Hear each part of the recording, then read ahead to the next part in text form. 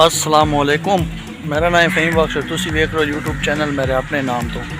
उम्मीद है सारे बिरा ठीक ठाक हो सो।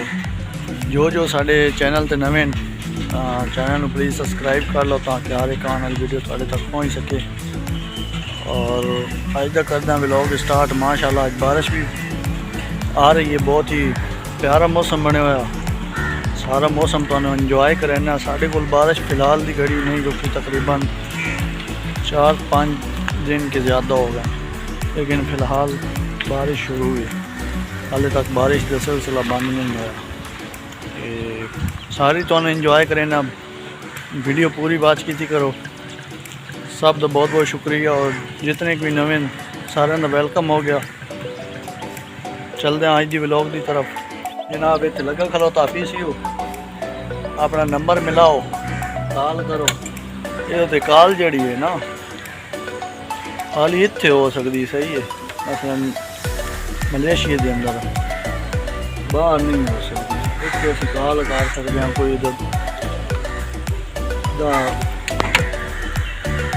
10 सेकंड नाल ना कोई थोड़ा जहा टाइम कॉल हो सकती है। पीसी इतने लगा साड़ी दुकान के सामने। पहली मौसम बहुत शदीद तर ख़राब है, बहुत ज़्यादा। अज आए जैकट शैकट पाई असी, दसो तुसी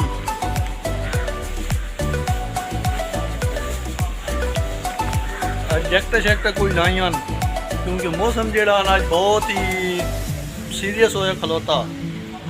मुकम्मल मोटरसाइकिल से बंदा ना पा के बह रहा आसानी के नाल। अज वीडियो बनावन गया लेकिन अपने ही यहाँ तो बारिश आ गई, बहुत ज़्यादा तेज़ बारिश। क्योंकि साढ़े को बारिश का सिलसिला जोड़ा वो शुरू है, ख़त्म कोई नहीं हो रही। जिथे कि बहना उथाई फस बहना। तुसी दसो सामने कोट कैसा लगता पाया, सही है। बाकी मौसम जोड़ा ना वो फिलहाल की घड़ी नहीं ठीक होया, हालत तक भी खराब है।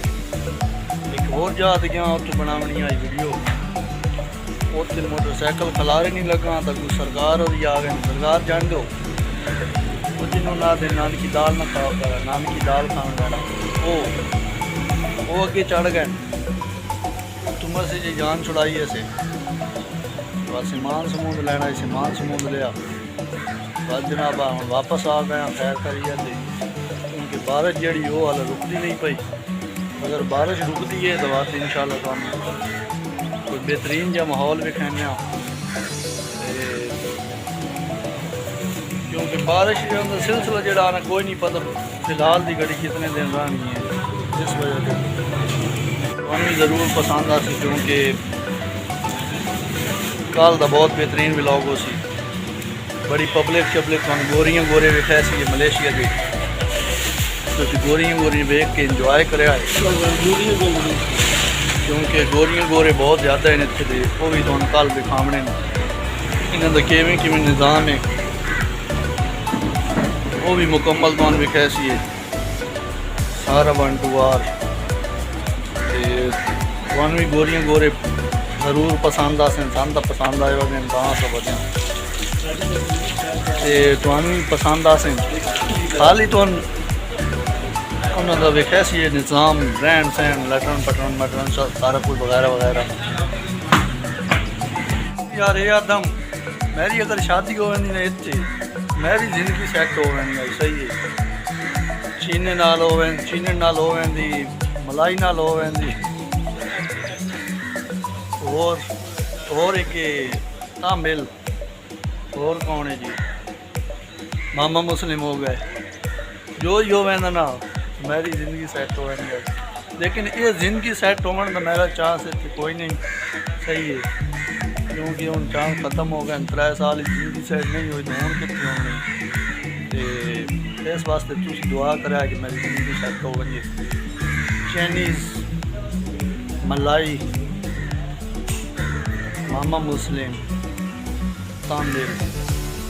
मैं ये सोचना कि चाइनीज़ या मामा मलाई है, दूसरा तामिल होना दो। ये अगर मुस्लिम हो वजह ना तो मैं सारी ज़िंदगी सवाब नेकियां ही नेकियां देनी। लेकिन ऐसा मुमकिन कोई नहीं हो नहीं सकता। क्या ख्याल है? बाकी अल्लाह खैर करे सी कोशिश तहाँ लेकिन कोशिश नाकाम है क्योंकि हूँ दस वक्त वलन आ लिया जेड़ा मैं कोट पाया हुआ ना मुकम्मल पैराशूट बोलते हैं क्या बोलते ये जेड़ा मैं पाया हुआ ना ये तुसी मैं दसना मैंने कैसा लगा वीडियो के दौरान खाली वीडियो कांड नहीं पाया सही है बाकी बाहर बारिश भी लगी हुई है यह मुकम्मल बाहर बारिश है ये तो नज़र आ रहे हो सारा पानी खलोता है मुकम्मल बारिश है सही है खाली वीडियो बनाने का नहीं पाया बारिश लगी हुई हूँ समान लैके आया मोटरसाइकिल की भी तो सूरत हाल भी कहना कल तो पता लगता पे उसी के हूँ समान लैके आया हेलमेट हो गया बाकी शीशे साफ दस रहे हेलमेट की जरा सूरत ये ना ज़रूरत जिस टाइम जिस साइड से भी बहते हो ना ये हेलमेट जड़ा है ना हेलमेट बहुत ही ज़रूरी है तुम इस्तेमाल लाजमी किया करो क्योंकि खुदा ना खास्ता से किधरे डाने सानू सिर की सट लगन तो बचांदा सही है होर भी बहुत ज़्यादा सेफ्टी इसके अंदर मौजूद है ठीक है ये अगे शीशे लगे हुए होंगे ये तले कर लिया मैं कल ये हेलमेट कोई नहीं पाया ठीक है ना आ रहा हम रास्ते के बहुत ज़्यादा तेज़ बारिश शुरू हो गई कि मैं मोटरसाइकिल अगर चलाई तो मेरी जी अखी है ना ये बहुत ज़्यादा तेज़ पूरे चेहरे से बारिश पहुँच आई कि मैं मोटरसाइकिल नाम चला पे सकता ठीक है जिस टाइम मैं ये पाया ना तो उस बाद मेरा पोजीशन ठीक हो गई है इस वास्ते तुसी भी हेलमेट लाजमी इस्तेमाल किया करो हेलमेट बहुत ही फायदेमंद चीज़ है इस बहुत ही ज़्यादा फायदा होंदा नवी एक आ गई सब्जी इनू डॉन कोसम बोल देन सही है ए एक डॉन पंडा ने पता नहीं इनू पाकिस्तान के बोल देन ए एक चीज़ इसनू सराय बोल देन ठीक है सराय इतने इसनू सराय बोल देन इस चीज़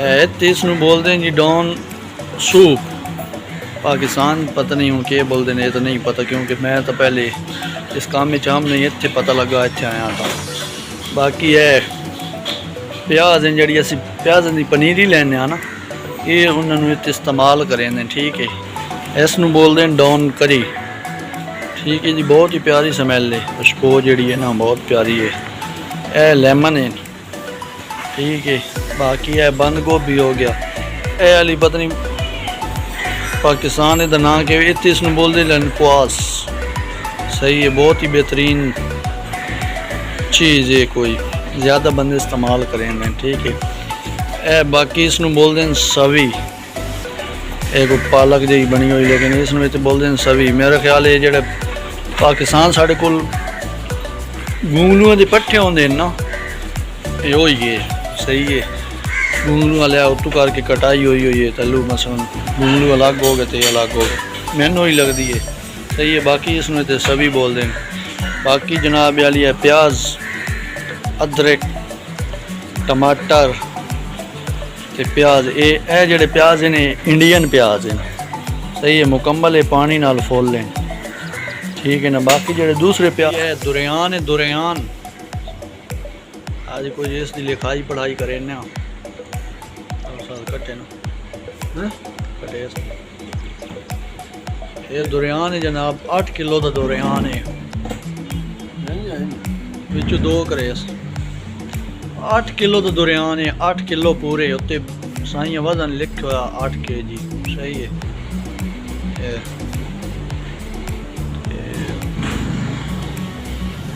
कानवी दी लोग चेक करें अंदर हुए के वे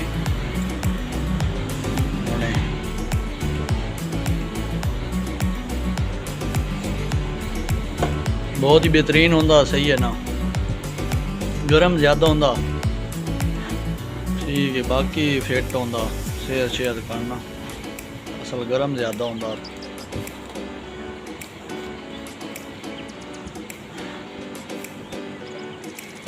भाई ये कितने आ गया किदू लिया केड़े पास लग गया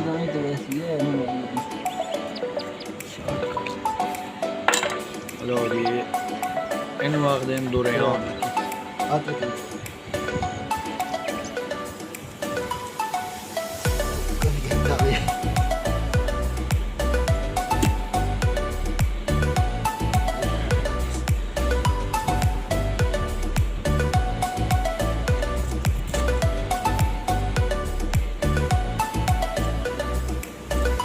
अब दुरियान है, सही है ना, बहुत ही बेहतरीन चीज़ है, खानी चाहिए थी, सही है माशाल्लाह, बहुत ही अच्छी चीज़ है। अगर थोड़े नज़दीक है तो तुम भी इसमें ज़रूर ट्राई करो, क्योंकि बहुत बेहतरीन चीज़ है, सही है। लेकिन ये गर्म ज़्यादा होंदा। ये जनाब जी असल मेन चीज़ खानी होंदी ना, वो है खानी होंदी, ये निकल बार है असल चीज़ है वाली खान वाली होनी, सही है। जी इसके अंदर गुलियाँ हैं ना, वह वधियाँ ये बगा छोड़नियाँ।